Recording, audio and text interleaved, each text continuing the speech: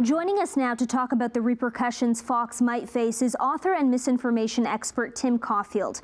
Tim, we heard that Fox executives understood that the 2020 election was won fair and square, but let some on-air hosts say otherwise on television. From a journalistic standpoint, how serious is this?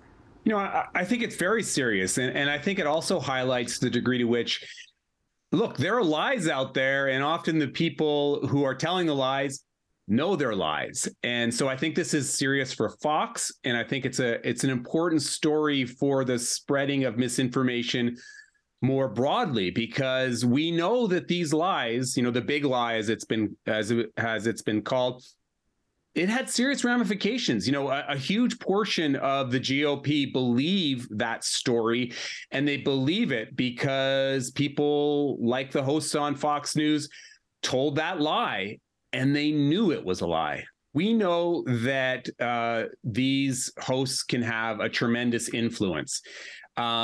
The studies have actually shown the degree to which, for example, people who watch particular hosts, and I'm going to pick on Fox here because we're talking about Fox News, can have an impact on, for example, vaccination uptake. There have been interesting studies that have shown that the anti-vax rhetoric that has emanated from some of these hosts has had an impact on the uptake of vaccines. And so, you know, that could be, you know, killing people.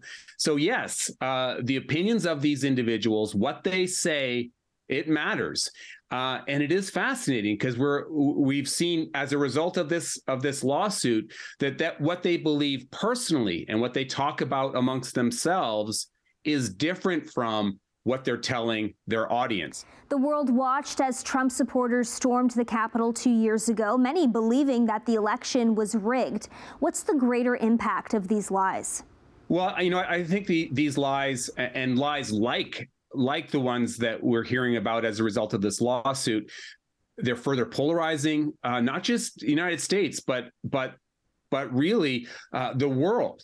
They're creating harmful echo chambers, and they're kind of creating alternative universes where the truth doesn't matter. It'll be fascinating to see how these disclosures, if these disclosures have any impact on the opinions of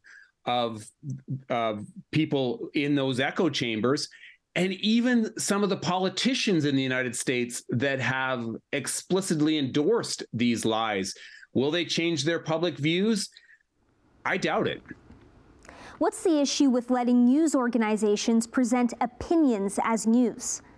You know, I think one of the challenges here is that these Fox News hosts, look, they're really entertainment shows, right? They're editorial entertainment shows, but they're presented as if they are, in fact, reporting the news, you know, evidence-based stories.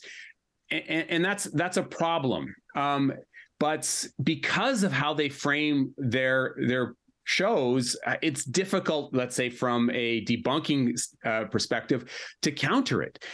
So I think we need to make it clearer. You know, we can't hesitate from debunking the misinformation that emanates from these shows. But we're in a really frustrating moment historically because it's starting increasing. I'm an optimist always, but it's increasingly feeling like the truth doesn't matter. Thanks so much for joining us, Tim.